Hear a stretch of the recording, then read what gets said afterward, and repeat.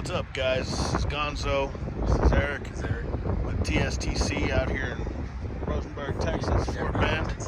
And we're going to put this together to help you guys with your pre-trip and with your maneuvers eventually. So this first one will be Erik doing the pre-trip, and use this to study, memorize it. You guys will pass this pre-trip. So to begin, we're going to turn on the truck. As the truck turns on, you're going to check for your ABS and DEF lights, which should appear on your dashboard and your mirror. Now from here, our air is starting fairly low, roughly about 80 PSI. We're going to build the air up to the governor cutoff, which should be between 120 to 140 PSI. You're going to do that by revving your engine between 10 to 1500 RPMs. It's going to sound like a little sneeze. That was it right there. My governor cutoff activated around 125 PSI. Now I'm going to turn the truck off, leave the key in the on position. I'm going to release both my tractor and trailer brake. While those are stabilizing, we're just going to give that a minute, let the hissing stop. Once the hissing stops, I'm not going to hold my brake pedal for 1 minute. In that 1 minute, I should not lose more than 4 PSI. You're going to ask your examiner to time you. So we're going to sit here. It's been a minute. In that minute, I did not lose more than 4 PSI. Now I'm going to feather my brake pedal until my low air pressure warning devices activate at or before 55 PSI. Make sure you say at or before 55 PSI. All you do is just pump the brake pedal. There's one, and there's two. So both of these lights come on at or before 55 PSI on your dashboard. Once you stop and look at them after you finish stepping on them, they may look to be under 55, but they will activate once they hit 55. The air will just keep going down as you keep fanning more. Now, fourth step of your air brakes. I will now continue to fan my brake pedal until both my tractor and my trailer valves activate or pop out, whichever one you want to say. And that should happen between 20 to 45 PSI. So now you fan the brake pedal. You're going to get pretty low down there.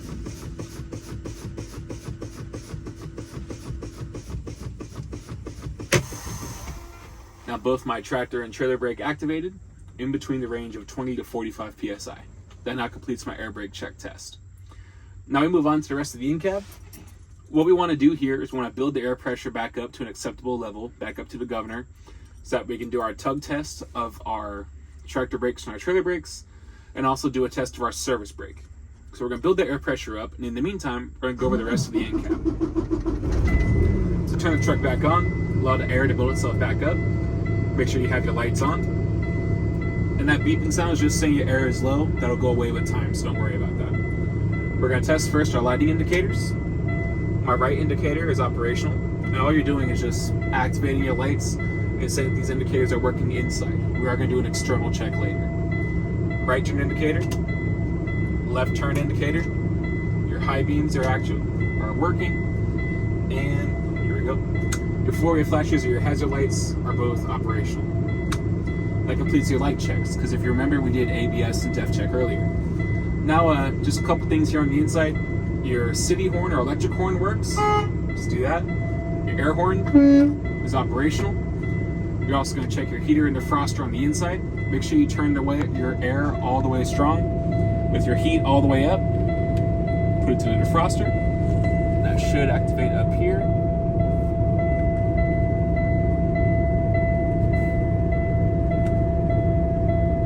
Our defroster works. Now you check your heater, put it down at your feet. Check that it blows, and it does. So your heater and defroster are both working. Turn those off because it's hot. Now we have a couple more things we check here on the in-cab. Firstly, we want to check our windshield. Our windshield has no damage, has no obstructions, it's clean, there's no illegal stickers or anything like that sitting on the windshield. You're also able to see out of it clearly. Now you check your mirrors. When your mirrors on both sides are properly fitted to you, you can see out of them perfectly as you would need to be while driving.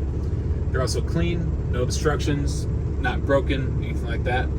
They're also easy to see out of. Now you have your wipers and washers. Your wipers are flush against the glass. They're not broken, mounted properly and securely. And your washer fluid works, cleans the windshield. You also have your emergency items on the inside. You have your electrical fuses here in your glove box. Electrical fuses are present and in working condition. You have your fire extinguisher mounted here on your side. Your fire extinguisher is securely mounted and properly charged. And in the back, you have your 3 reflective triangles. Those are also in good condition. They're also present. And now we're going to do our tug test. So what comes next is we're going to test first our parking brake. So to test our parking brake, we push in our trailer brake, just like that. Put the vehicle in drive. You're going to pull forward against your brakes. Now be sure to explain what you're doing before actually just going ahead and doing it. So we're going to test our parking brake. The way we're going to do that is release our trailer brake. I'm going to put the vehicle in drive and pull forward against the brakes. We shouldn't pull forward anywhere, and the brakes should keep us from moving. Put it in drive. Rev the engine. And we don't go anywhere. So the parking brakes are working, they are operational. Now we're going to test your trailer brake. So now you pull out your trailer brake, push in your parking brake. Similar thing. Now we've activated our trailer brake and released our parking brake. We're going to put the vehicle in drive, pull forward. The brakes should catch us. We might move a little bit just because of the nature of the trailer brakes. We might drag the trailer a little bit, but we shouldn't move very far, and we should feel that force from the trailer pulling against us. Put the vehicle in drive, pull forward, and we didn't go anywhere. The brakes work. Now we're going to test our service brake. We release both brakes, push those in, put the vehicle in drive. We will now pull forward up to 5 miles an hour. Once we hit 5 miles an hour, press your service brake at a smooth but firm rate, and the truck should stop without pulling to either side. We're in drive, pull forward, 5 miles an hour, smooth but firm. Our service brakes are operational. Put it back in the box. And that now concludes your in-cab. You would now say to your examiner, I've completed my in-cab inspection. Will you please move to the front of the truck as I inspect my external lights? Alrighty, so we're outside the truck, and now he is going to walk me through the external light check. When you're ready. We're now doing our external lights check. External light check. Signal. Left turn signal. Right turn signal. Good. Low beams. Good. High beams. Good. Clearance lights. Good. And then. Four-way flashers. Good. Examiner, will you go to the side of my truck? Yes, sir. Left turn signal. Good. Clearance lights. Good. Four-way flashers. Good. Marker lights. Good. Examiner, will you please go to the rear of the vehicle? Alrighty.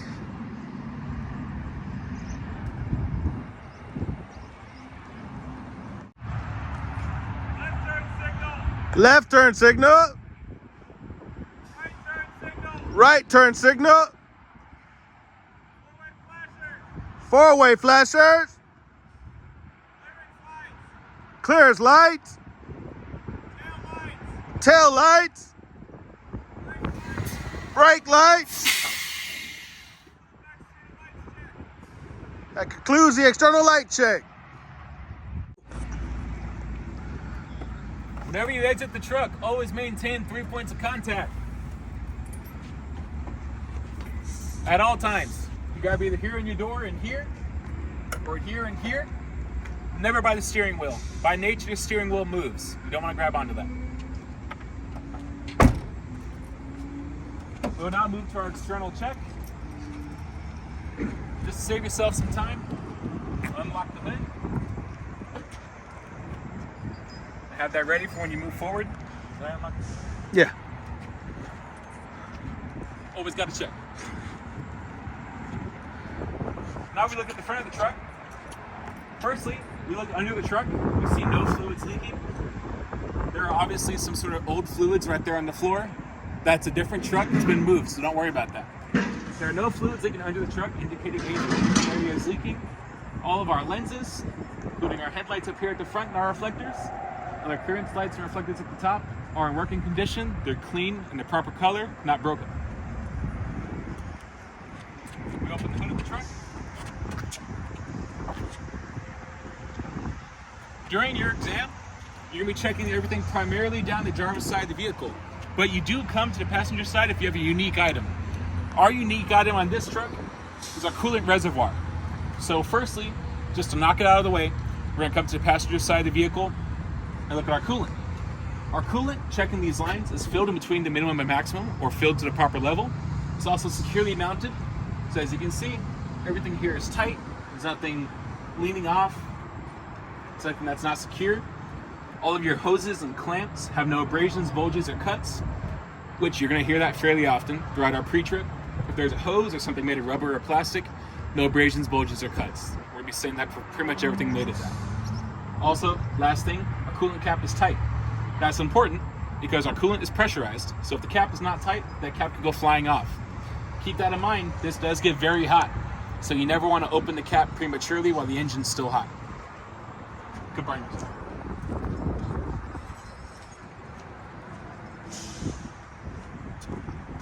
So we start off with fluids. Let's keep going with fluids. This is our power steering fluid right here, the power steering fluid reservoir. It's filled to the proper level, which we can see here looking at the plastic on the outside. Our hoses and clamps have no abrasions, bulges, or cuts, and they're secure and they're not leaking. Also, we have our engine oil reservoir and an engine oil dipstick. The reservoir, the cap is on tightly and securely. We see no signs of leaks. And also with the dipstick, it is on securely. We see no signs of leaks. If we would want to check our engine oil, we would pull out this dipstick. We would unclip it, pull it out, take it out, wipe it off, put it back in, take it out again, and look at that level. And that level should be within the fuel lines. And if you want to add oil, you would add it here at the engine oil reservoir. Moving on from those items, from the fluids, we now move to our power steering. So you go from power steering hoses here to our power steering gearbox. Since there is a hose leading to it, that means there's fluid on the inside. So the power steering gearbox is not leaking, mounted securely, all nuts and bolts are on tight, and they're not bent, cracked, or broken. You're going to hear that for everything that's made of metal or made of plastic. It's not bent, broken, cracked, okay? That'll make it easy going along. We have three other items for our power steering here. We have the pitman arm, which is mounted securely, not bent, broken, or cracked. We have our drag link, mounted securely, not bent, broken, or cracked. And our tie rod, mounted securely, not bent, broken, or cracked. We have a couple items on the back of those. So we have our ball joints here and a ball joint here. They are not worn or loose. You have castle nuts and cotter pins in two places. You have castle nut and cotter pin here, castle nut and cotter pin here. Those are all present, no signs of damage, not been broken or cracked. Then from there we move on to our suspension. Our suspension, we have our leaf springs. Our leaf, some newer trucks may have airbags. This truck doesn't, just be on the lookout for that. For our leaf springs, they're not bent, broken, or cracked. They obviously have some bend on them, but it's not abnormal, right? This is normal, okay? So bent, broken, or cracked, they're not shifted, they're not scissored or anything like that, and they're also mounted securely, which brings us to our next item. Leaf spring mounts. We have our front mount right over here, back mount over there, center mount here. We don't need to go into too much detail about those, just mounted securely, not been broken or cracked. Our shocks. Our shocks are securely mounted at the top and at the bottom. They're not bent, broken, or cracked, and they're not leaking because our shocks are hydraulic, so we have to make sure we say they're not leaking. Now coming from the suspension, we're going to move right here to our firewall, to our airlines. So again, like we mentioned earlier, they're made of rubber or made of plastic, no abrasions, bulges, cuts. Because we know it's carrying air, it's not leaking. Going here, we have our brake hoses and ABS line. The brake hose and ABS line is not leaking. There's no abrasions, bulges, or cuts. They're mounted securely. Keeping in line with the brakes, we have our brake drum on the inside right in here. Our brake drum is mounted securely and it has no contaminants such as oil, grease, or dust, brake dust, which could affect braking. From there, we move on to our tires. So for our tire, we're looking for three different things on the rubber. ICD, inflation, condition, depth. Your depth on your steer tires are going to be a minimum 4/32 of an inch. And on every other tire behind the steer axle, it's going to be 2/32 of an inch depth. You can check that with the tread depth gauge. For condition, We're going to check and see that the tread across the tire is evenly worn. And along the sidewall of the tire, you want to make sure there's no abrasions, bulges, cuts, no sort of bubbling, anything like that, right? So, and you want to look at that on the top and here on the sides, but more importantly, here on the sides. Because here you have some protection, here you have no protection. If you have any cuts here, that could be very bad. Now, as far as inflation, if you look on every single one of these tires, they're going to have different distinctions on sizes and whatnot. You could just cross-reference that size and find the correct inflation. For us, all we have to say is that they're filled to OEM specifications or filled to manufacturer specifications. And the way you would check that is by looking right here at this valve stem with a pressure gauge. The valve stem, you want to say, is not leaking, present, not bent, broken, or cracked. Now moving on to the rims. Our rims, we're looking for a few things. It's made of metal, not bent, broken, cracked. Also with the wheel, with the rims, you want to say no illegal welds, no excessive corrosion, and no rust. All right. From here, we get to our lug nuts and bolt holes. The lug nuts, very similar, not bent, broken, or cracked. They're present. No corrosive rust. There's no silvery threads that would indicate there's any signs of looseness or anything like that on the lug nuts themselves. Also, the bolt holes on the inside where they actually fit in are not out of round. Out of round just literally means that they're perfectly round. If they're oval, if they're any other shape other than a circle, that means that there's something in there that's not sitting flush, so you're getting movement around from those bolts, and that can be very dangerous. Moving from there, we're going to move on down the side of the tractor. So you have two different areas here. You have this light and this light. While you're on the truck, you want to mention your lenses and reflectors are the proper color, clean, not damaged in any way, bent, broken, or cracked, all that. Now our mirrors. We talked about our mirrors inside. We talked about them twice on the truck. So here, you don't really got to talk too much about the actual reflective surface of the mirror. We're worried now about the housing of the mirror. The housing of the mirror is just not bent, broken, or cracked, and mounted securely. Basically just no problems, you can see out of it. Now our batteries. Our batteries are going to be in here. You don't got to go in and actually get your hands on them or look at them or anything like that. Just batteries, all right? Batteries are mounted securely. There's no excessive corrosion on the terminals, and all the cables and wires are mounted correctly. And that'll basically get you through with the batteries. You have your def tank. Your def tank and the fuel tank are exactly the same descriptions. Def tank, not leaking, cap is tight, mounted securely to the tractor. Fuel tank, which you'll see right around here on the inside, cap is tight, mounted securely, also not leaking. Now we go to our air lines and electrical lines and connectors. A lot of people will say glad hands. These are your glad hands. We just say connectors. Just give it one blanket name. So our connectors to the trailer and our connectors to the tractor are seated, sealed, secure, and not leaking. All that's describing is how these connectors fit against their connections against each item separately.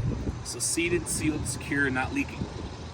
Now describing the state of the lines, air and electrical lines, they're not cut, they're not cracked, they're not chafed, they're not taped, they're not spliced, they're not worn. Okay? Now as far as how they're hanging, they're not tangled, they're not crimped, they're not pinched, and they're not dragging against the tractor frame. That actually gives us a good segue. Now we go from the air and electrical lines to our tractor frame. Our tractor frame is not bent, broken, or cracked, no legal welds.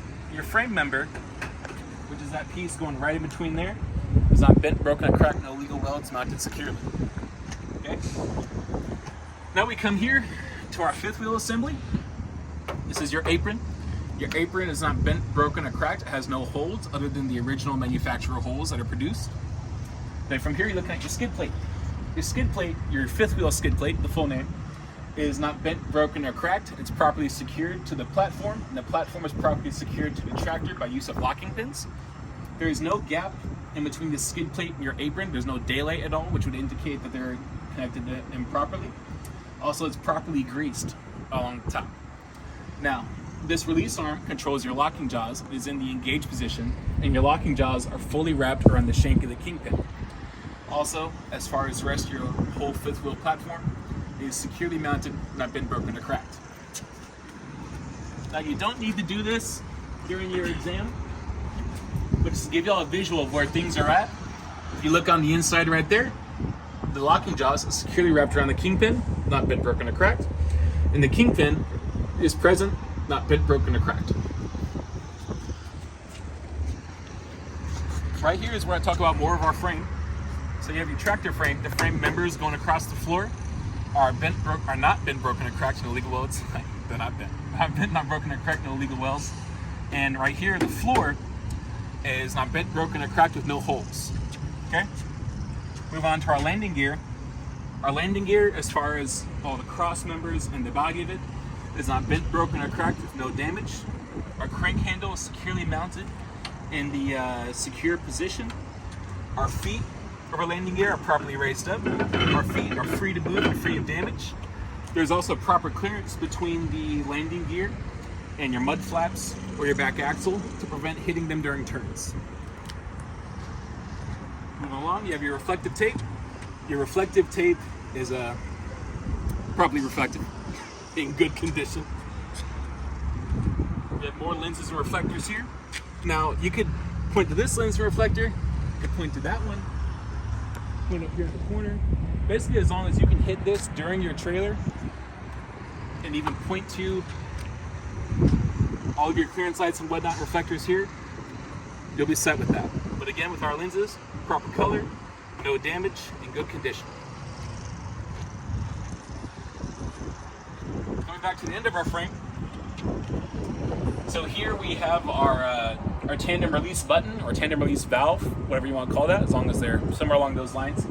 Tandem release button is in the engaged position. There are no audible leaks, and they're not bent, broken, or cracked. And that engages your locking pins. You have one here, you have one back there, and this controls your tandems. If these are ever pushed in, it means that your tandems are not secure and they can move. As long as they're pulled out and they're inside one of the holes, it means that your tandems are locked in place. This is what holds your tandems together, okay? So you want these pins to be in the engaged position, not bent, broken, or cracked.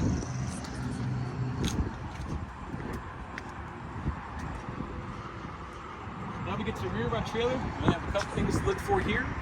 One, our reflective tape, properly reflective in good condition. Your lenses here along the bottom, and your clearance and marker lights at the top are proper color, not damaged and clean. And that would now conclude your external pre-trip.